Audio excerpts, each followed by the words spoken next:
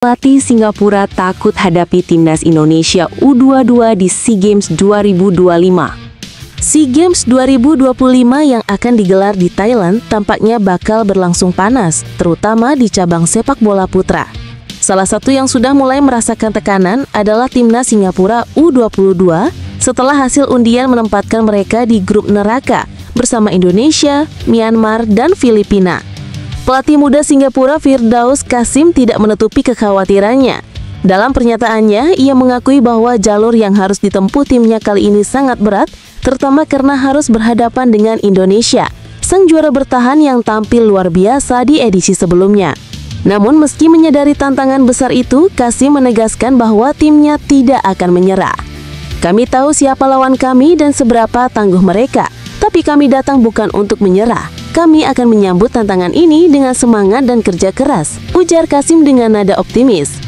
Pernyataan itu mencerminkan semangat tim muda Singapura yang kini tengah berusaha bangkit. Meski di atas kertas Indonesia jelas lebih diunggulkan, Qasim memilih fokus pada hal-hal yang bisa dikendalikan timnya, seperti kerjasama, disiplin, dan kesiapan mental pemain. Format baru sepak bola SEA Games tahun ini membuat perjuangan mereka semakin sulit. Dari total 10 negara peserta, tim akan dibagi ke dalam 3 grup dan hanya 3 juara grup serta 1 runner-up terbaik yang bisa melaju ke semifinal.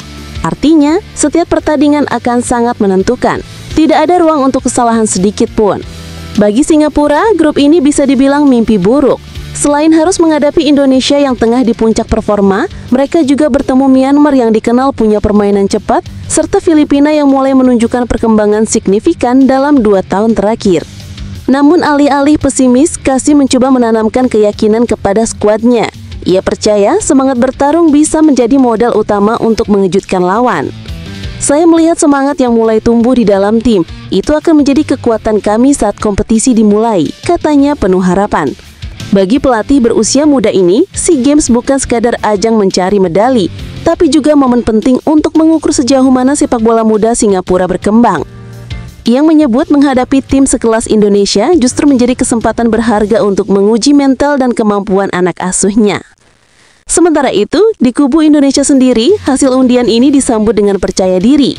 Tim asuhan Indra Safri yang berhasil meraih emas di edisi sebelumnya datang dengan target mempertahankan gelar, sekaligus menecaskan dominasi sepak bola muda Indonesia di kawasan Asia Tenggara.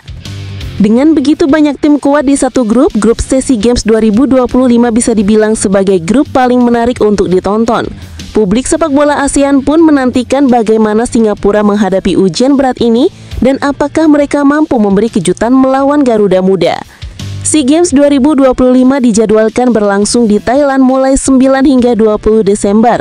Namun pertandingan sepak bola akan dimulai lebih awal, yaitu tanggal 3 sampai 18 Desember 2025. Artinya, waktu persiapan semakin dekat dan tensi persaingan antar negara mulai terasa sejak sekarang.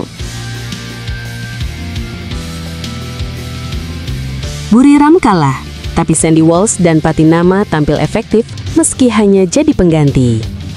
Hari ini, kita lihat 2 pemain Garuda yang sedang berkarir di luar negeri, yaitu Sandy Walsh dan Shane Patinama. Keduanya masuk sebagai pemain pengganti untuk klub Thailand Buriram United saat mereka menghadapi Melbourne City FC di ajang AFC Champions League Elite 2025-26. Pertandingan berlangsung di AAMI Park, Melbourne, pada Selasa 21 Oktober 2025.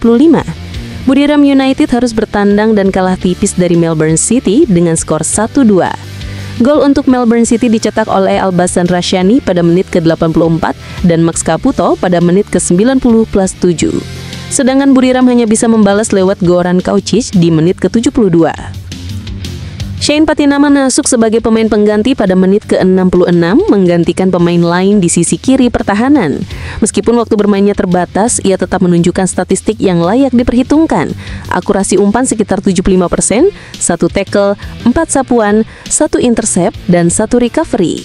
Data lengkap mayaknya belum semua tersedia publik, tapi ia tercatat sebagai pemain cadangan dalam laga ini.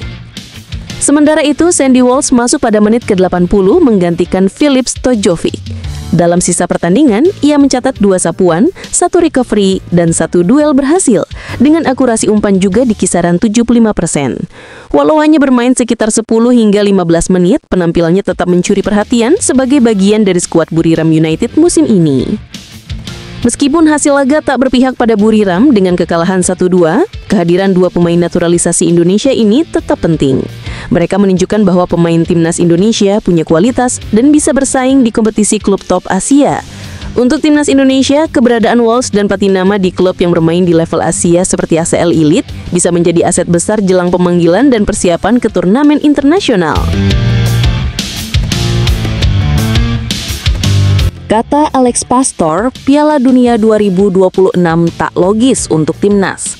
Setelah kegagalan timnas Indonesia di babak kualifikasi Piala Dunia 2026, muncul banyak suara dan tanggapan dari berbagai pihak.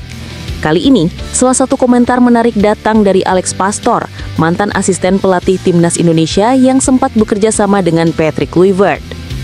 Lewat wawancara di Ziggo Sport, Pastor akhirnya buka suara dan menceritakan apa yang sebenarnya terjadi di balik layar timnas Garuda. Seperti yang kita tahu, setelah Indonesia kalah dari Arab Saudi 2-3 dan Irak 0-1, skuad Garuda dipastikan gagal lolos ke Piala Dunia. Hasil itu membuat posisi Patrick Kluivert dan stafnya goyah. Tak lama kemudian, PSSI memutuskan untuk mengakhiri kerjasama lebih awal dengan seluruh tim kepelatihan asal Belanda tersebut. Menurut Pastor, keputusan itu memang berat tapi tidak mengejutkan. Ia mengaku sudah terbiasa dengan dinamika seperti ini dalam dunia sepak bola profesional. Namun, ada satu hal yang menarik. Pastor menilai bahwa target yang diberikan kepada mereka sejak awal terlalu ambisius dan kurang realistis. Dalam siniar itu, Pastor mengatakan bahwa tujuan membawa Indonesia ke Piala Dunia 2026 tidak logis jika melihat posisi Indonesia di peringkat dunia dan kualitas lawan yang dihadapi. Ia menyebut, meskipun tim pelatih sudah berusaha keras menjelaskan konsep permainan dan membangun mental juara, selisih kualitas dengan negara seperti Arab Saudi dan Irak masih cukup jauh. Namun begitu, Pastor tetap memberikan apresiasi terhadap semangat pemain Indonesia. Menurutnya, para pemain memiliki antusiasme tinggi dan mau bekerja keras di setiap sesi latihan. Lebih lanjut, Pastor juga menjelaskan bahwa saat pertama kali bergabung, tim pelatih asal Belanda sebenarnya punya 3 rencana besar bersama PSSI.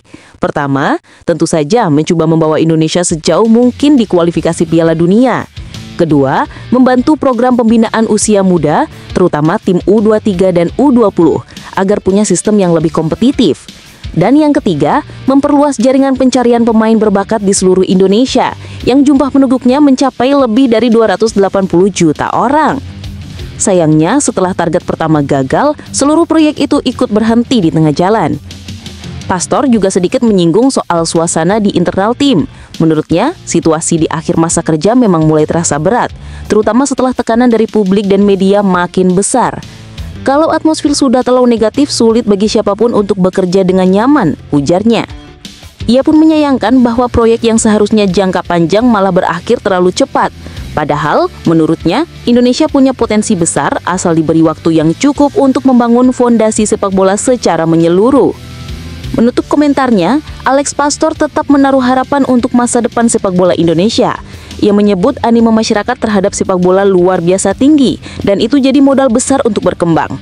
Meskipun gagal di Piala Dunia, pengalaman ini diharapkan bisa jadi pelajaran penting bagi semua pihak, baik pemain, pelatih, maupun federasi. Pastor juga tidak menutup kemungkinan untuk tetap bekerja sama lagi dengan Patrick Kluivert di masa depan, meski belum tahu akan di mana. Jadi menurut kamu gimana teman-teman? Apakah benar target ke Piala Dunia 2026 memang terlalu berat untuk timnas Indonesia? Atau seharusnya bisa lebih baik kalau proyeknya dibiarkan jalan lebih lama? Tulis pendapat kamu di kolom komentar ya. Dan jangan lupa subscribe biar nggak ketinggalan kabar terbaru soal timnas Indonesia.